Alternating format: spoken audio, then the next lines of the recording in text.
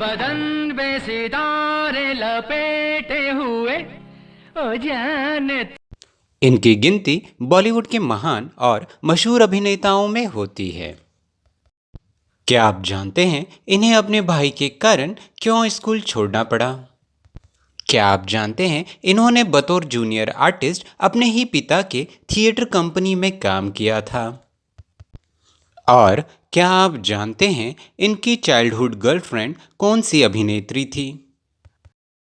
किस कारणवश इन्हें बॉलीवुड में भारत का एल्विस प्रेस्ली कहा जाने लगा? सुकु सुकु अय्या करूं मैं क्या सुकु सुकु।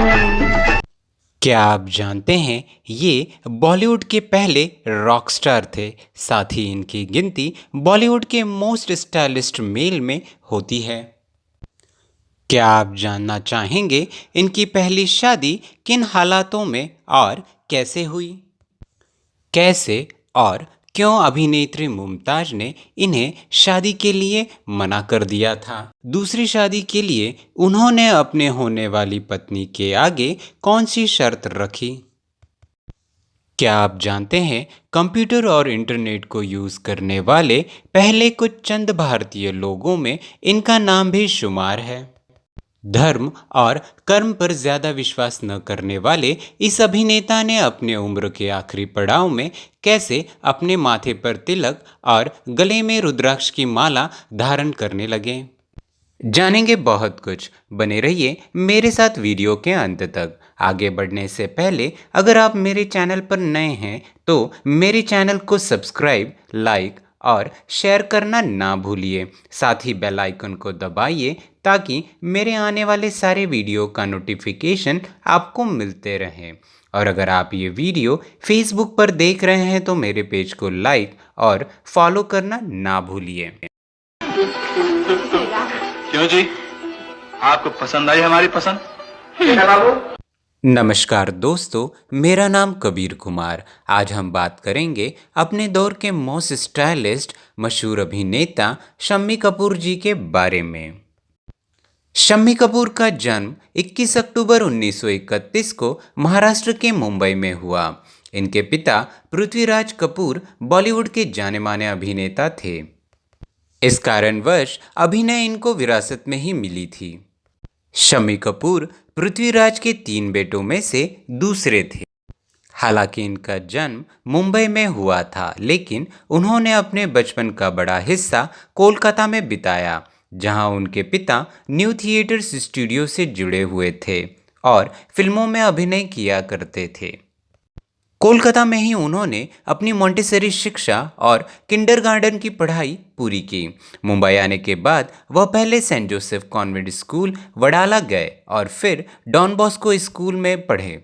उन्होंने अपनी मैट्रिक की पढ़ाई ह्यूजेस रोड स्थित न्यू एरा स्कूल से पूरी की। शम्मी कपूर ने कुछ समय के लिए रामनारायण रुइया कॉलेज से पढ़ाई की, जिसके बाद वह अपने पिता की थिएटर कंपनी पृथ्वी थिएटर में शामिल हो गए। उन्होंने 1948 में एक जूनियर आर्टिस्ट के रूप में सिनेमा जगत में प्रवेश किया और अगले 4 वर्षों तक अपने ही पिता की कंपनी पृथ्वी थिएटर में 50 रुपये मासिक वेतन के ऊपर काम किया और अपनी अंतिम तनख्वाह 1952 में 300 रुपये प्राप्त किए।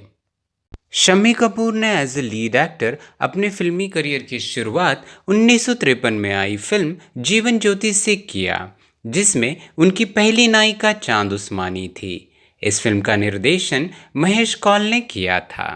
जीवन ज्योति के लिए शम्मी कपूर को 11,111 रुपये फीस के तौर पर मिले थे। जीवन ज्योति के डायरेक्टर महेश कौल अपने दोस्त और प्रोड्यूसर AR कारदार के साथ उनका प्ले पठान देखने आए थे, जिसमें शम्मी ने अपने पिता पृथ्वीराज कपूर के साथ काम किया था।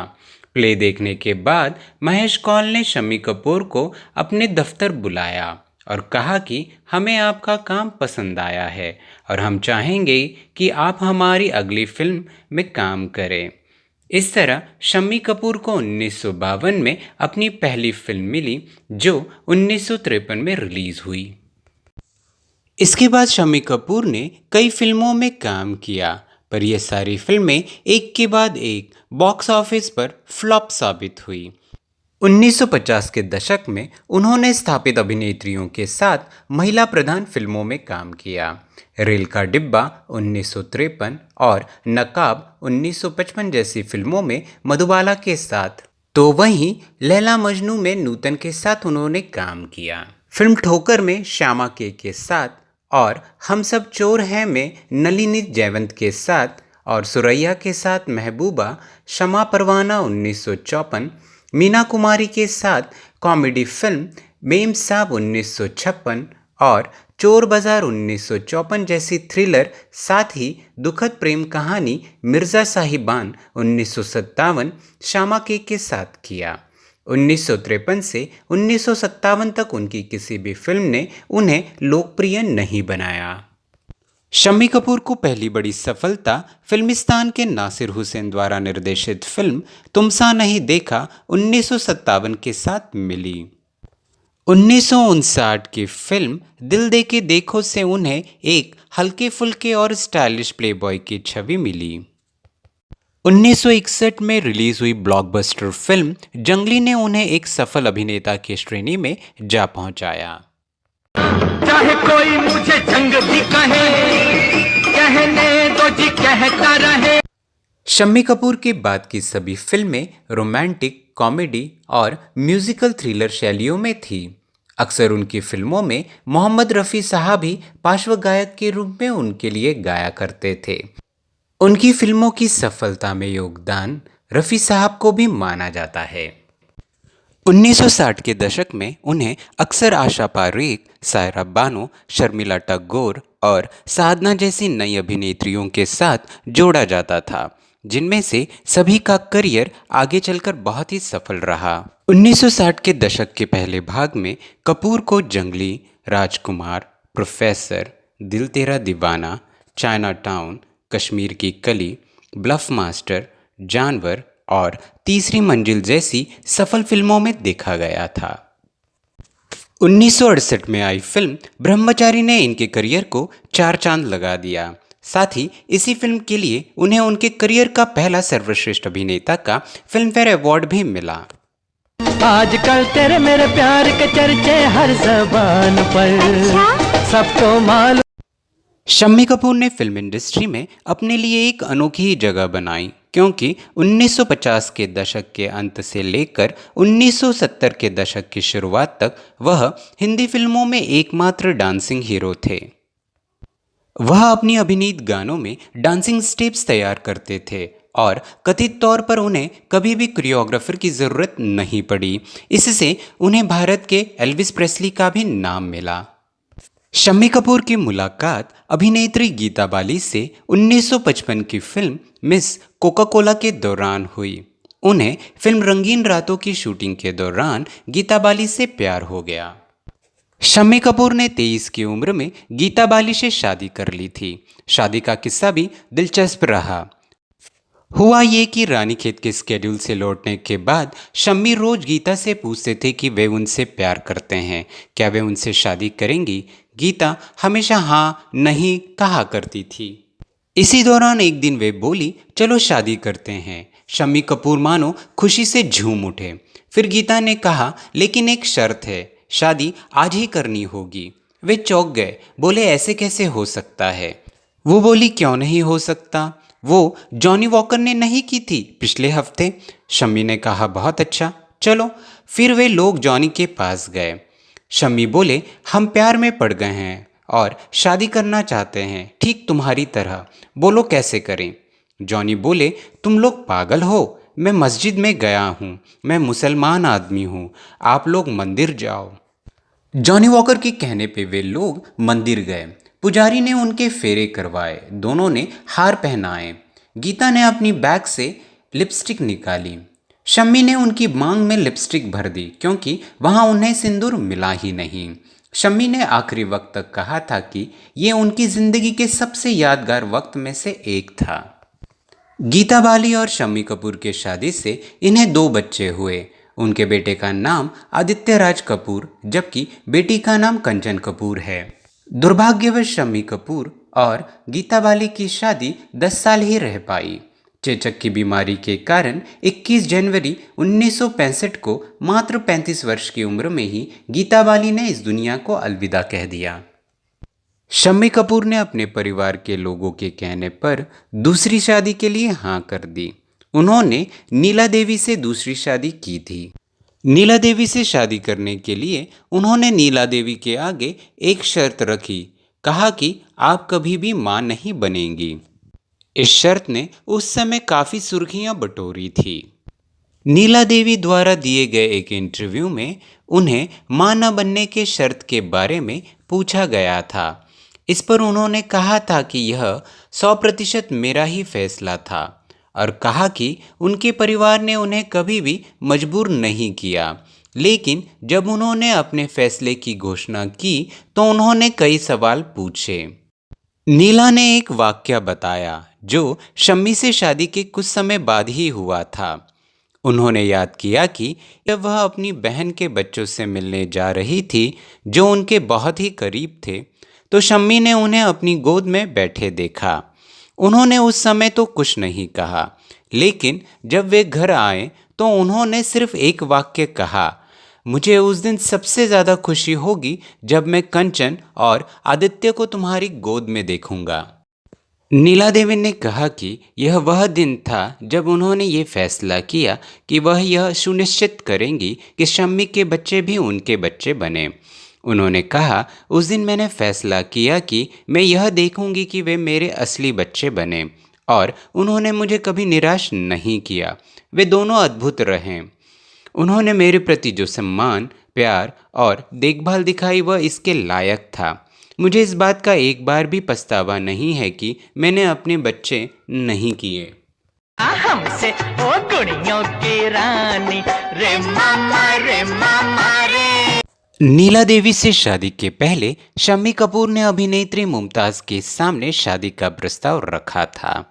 दरअसल हुआ कुछ यूं, सन 1968 में फिल्म ब्रह्मचारी के शूटिंग के दौरान उन्हें अभिनेत्री मुमताज़ से घनिष्ठता महसूस हुई और उन्होंने उनके सामने शादी का प्रस्ताव रखा, लेकिन मुमताज़ ने उन्हें विनम्रता से मना कर दिया, क्योंकि शम्मी कपूर ने मुमताज़ से उन्हें अपना फिल्मी करियर छोड़ने की मांग की थी। इसका जिक्र खुद मुमताज़ ने अपने द्वारा दिए गए एक इंटरव्यू में किया था। शम्मी कपूर ने शादी से पहले कई हसीनाओं को डेट किया था। उन्होंने 1953 से 1955 तक काहिरा की बैली डांसर और मिस्र की अभिनेत्री नादिया गमाल के साथ रिश्ते में थे। जब वे छुट्टियां मनाने श्रीलंका गए तब उनकी मुलाकात नादिया गमाल से हुई। इसी दौरान वे एक दूसरे के करीब आ गए थे, लेकिन जब नादिया छुट्टियां ख़त्म कर काहिरा वापस चली गई तो उनका रिश्ता भी ख़त्म हो गया। शम्मी कपूर के डेब्यू के पहले ही साल में शम्मी कपूर ने नूतन के साथ फिल्म लैला मजनू में काम किया, जो 1953 में रिलीज़ हुई। इन दोनों का रिश्ता हालांकि बहुत ही पुराना था। नूतन उनकी चाइल्डहुड गर्लफ्रेंड थी। जब नूतन 3 और शम्मी कपूर 6 साल के थे तब से वे दोस्त थे, पड़ोस में ही रहते थे। शम्मी के पिता पृथ्वीराज कपूर और नूतन की मां शोभना समर्थ बहुत ही अच्छे दोस्त थे। इसीलिए दोनों के बच्चे भी हमेशा मिलते और साथ खेलते कूदते रहा करते थे। जब टीनेजर हुए तो शम्मी नूतन ने डेटिंग शुरू कर दी। इन दोनों की एक मज़ेदार घटना भी याद आती है। नूतन ने दिलीप कुमार के छोटे भाई नसीर के साथ 1951 में नगीना फिल्म में काम किया था। उनकी इस डेब्यू फिल्म का प्रीमियर मुंबई के न्यू एम्पायर सिनेमा में हुआ। इस प्रीमियर पर नूतन को छोड़ने बतौर बॉयफ्रेंड शम्मी कपूर आए थे। ये बात और है कि दरबान ने नूतन को घुसने ही नहीं दिया, क्योंकि नगीना केवल वयस्कों के लिए ही थी और नूतन तब सिर्फ 15 बरस की थी। शम्मी कपूर नूतन से शादी भी करना चाहते थे, लेकिन उनकी मां शोभना समर्थ नहीं मानी और नूतन के नगीना रिलीज होने के कुछ ही वक्त बाद उन्हें स्विट्जरलैंड के एक फिनिशिंग स्कूल ला सेथलेन भेज दिया गया।